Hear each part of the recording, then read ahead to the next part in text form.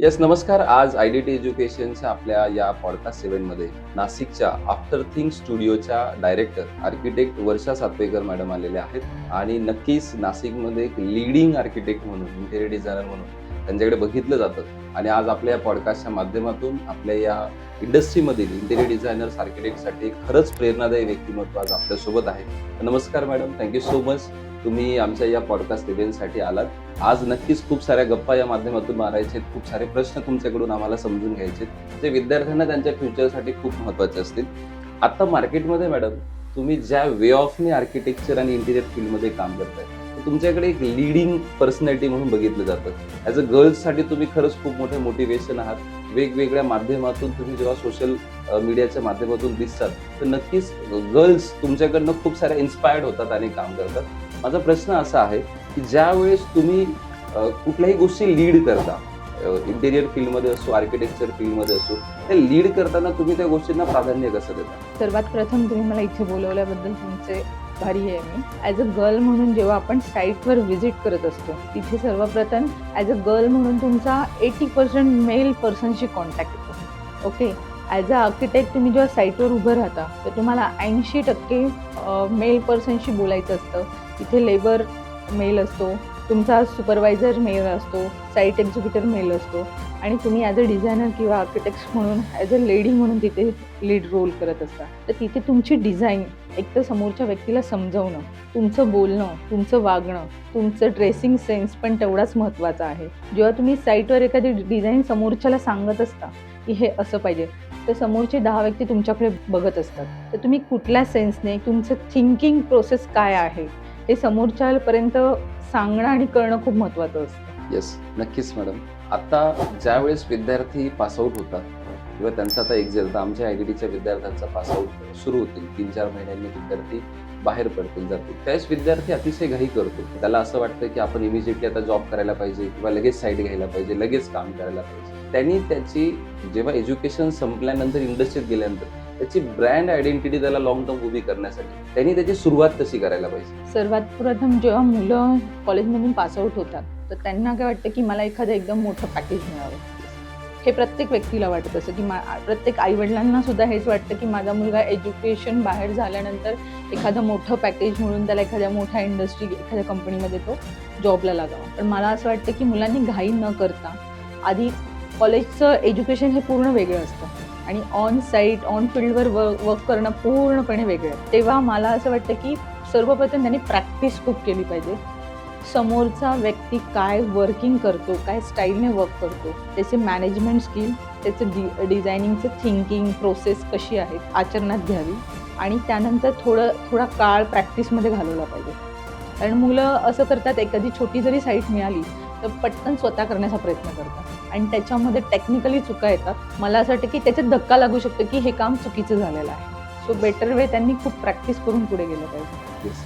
आता विद्यार्थ्यांमध्ये 2 प्रकारचे संभ्रम असतात पासआउट होताना, इंटर्नशिप की पहिला प्रोजेक्ट. येस, तर या दोघांमध्ये काय महत्त्वाचं स्थान द्यायला पाहिजे? इंटर्नशिपमध्ये कधीच तुम्हाला पूर्ण प्रोजेक्ट हँडल करता येत नाही. इंटर्नशिप ही तुम्हाला प्रत्येक गोष्टी शिकण्यासाठी असते. Designing, site execution, site management and thought process. First project हा ओव्हरऑल तुम्हाला पूर्ण साईट एक्झिक्युशनपासून डिझायनिंग पूर्ण तुम्हाला करायचं असतो. ओके, त्याच्यामध्ये होल अँड सोल तुम्ही लिडिंगला असता.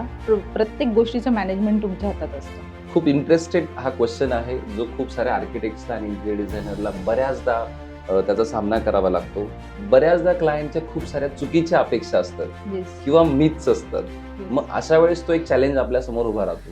मग as a lady intervener, as a designer, as a architect जेव्हा तुम्ही स्टँड घेतात, तर याला तुम्ही कसं सॉल्व्ह करता? जेव्हा क्लायंट आपल्याकडे येतो, ओके, तर क्लायंटच्या अपेक्षा असतात की माझं घर छान दिसावं, माझं ऑफिस खूप सुंदर दिसावं. पण प्रत्येक क्लायंटचा एक पर्टिक्युलर बजेट असतो की माझं बजेट इथपर्यंत आहे. ज्या दिवशी फर्स्ट, सेकंड, थर्ड मीटिंग्स होतात तेव्हा आपण त्याच्या बजेटनुसार डिझायनिंग होतं.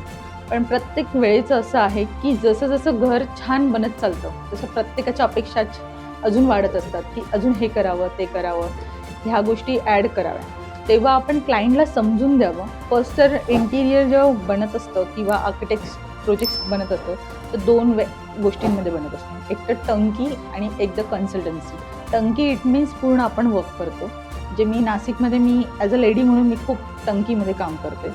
तर तिथे प्रत्येक गोष्टीशी चॅलेंज असतं आणि कधी कधी क्लायंट हँडल होण्यासाठी की क्लायंटच्या अपेक्षा पूर्ण होण्यासाठी काही गोष्टी एक्स्ट्रा पण द्याव्या लागतात. मग तिथे तुमचा पार्ट असतो की एक्झिक्युशन केल्यानंतर क्लायंटचे रिलेशन कसे सांभाळायचे. हे नक्कीच खूप सुंदर इझी वेने तुम्ही तो प्रश्न सॉल्व्ह केला मॅडम. आता ज्यावेळेस आमचे आयडीटी एज्युकेशनचे इंटेरियर डिझायनिंगचे विद्यार्थी आता महाराष्ट्रभर वेगवेगळ्या शाखांमध्ये इंटेरियर डिझायनिंगचं Okay. शिक्षण घेतात. बाय सिलेबस त्यांना आम्ही शिक्षण देतो, पण सिलेबस सोडून असे कोणते स्किल्स त्यांनी स्वतः शिकायला पाहिजे की जे इंटेरियर डिझायनिंग फील्डमध्ये खूप महत्त्वाचे आहे? सर्वात प्रथम तर इंटिरियर आणि आर्किटेक्ट डिझाईनमध्ये मला असं वाटतं खूप चांगलं बघितलं पाहिजे.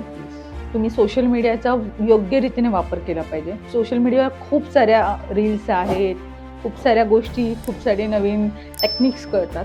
तुम्हाला काय घेता आलं पाहिजे आणि ॲज अ क्रिएटर्स म्हणून तुम्ही डिझायनिंग फील्डमध्ये वेगवेगळ्या पद्धतीने क्रिएटिव्ह थिंग्स करायला पाहिजे.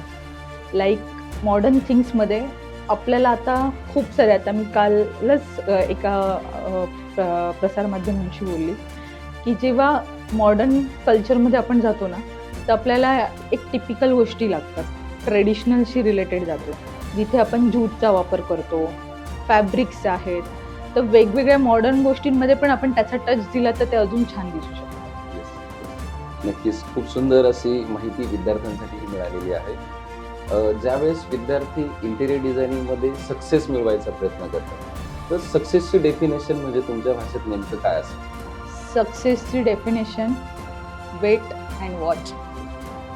तुमचं काम चांगलं करा, तुम्हाला नक्कीच यश मिळेल. ओके, म्हणजे इथे some patience are needed to do yes, student. कारण की एका दिवसात कधीच कुठलं यश मिळत नाही. तुम्ही सातत्याने काम केलं पाहिजे आणि प्रत्येक गोष्टीला पेशन्स पाहिजे. येस. मला अजून एक महत्त्वाचा प्रश्न तुम्हाला विचारायचा मॅडम. मला माहिती आहे की तुम्ही मुंबईमधून तुमचं एज्युकेशन पूर्ण केलं. आज नाशिकमध्ये टर्नकी प्रोजेक्ट्समध्ये as a architect interior designer तुमचं खूप मोठं नाव आहे.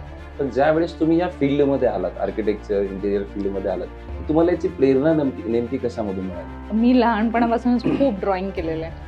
खूप म्हणजे प्रचंड ड्रॉइंगमध्ये इतके स्केचिंग केलेले आहेत की माझ्या आई लिटरली मला असं बोलायची की तू ड्रॉइंग करून करणार काय आहे. बिकॉज त्यांना माहितीच नव्हतं, पण माझ्या घरच्यांना माहिती होतं की मला आर्किटेक्टच बनायचं. तर मला ह्या फील्डमध्ये आणायचं पूर्ण श्रेय माझ्या वडिलांचं आहे आणि त्यांना त्यांची मुलगी आर्किटेक्टच पाहिजे होती. अरे वा, क्या सुंदर. Yes. या जगातल्या सगळ्या वडिलांसाठी हा खरंच एक प्राऊड मुवमेंट असेल की जर त्यांची मुलगी ह्या लेवलची आर्किटेक्ट झाली तर नक्कीच आज तुमचे पप्पा Yes. मेक्स फील प्राऊड की Yes. तुम्ही आज या लेवलचं काम करताय.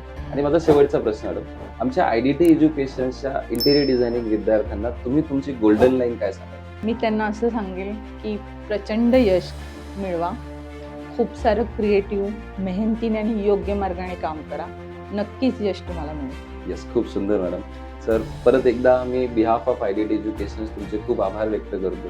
तुम्ही तुमचा बहुमूल्य वेळ दिला. आज नक्कीच या पॉडकास्टच्या माध्यमातून आमच्या इंटेरियर डिझायनिंग विद्यार्थी असो, फॅशन डिझायनिंगचे विद्यार्थी असो, आर्किटेक्चरचे विद्यार्थी असो, बाकीचे आर्किटेक्चर इंटेरियरचे मान्यवर असतील, त्यांना सर्वांना नक्कीच यातून खूप चांगलं बहुमोलाचं मार्गदर्शन मिळेल. परत एकदा thank you so much. Thank you so much sir. Thank you.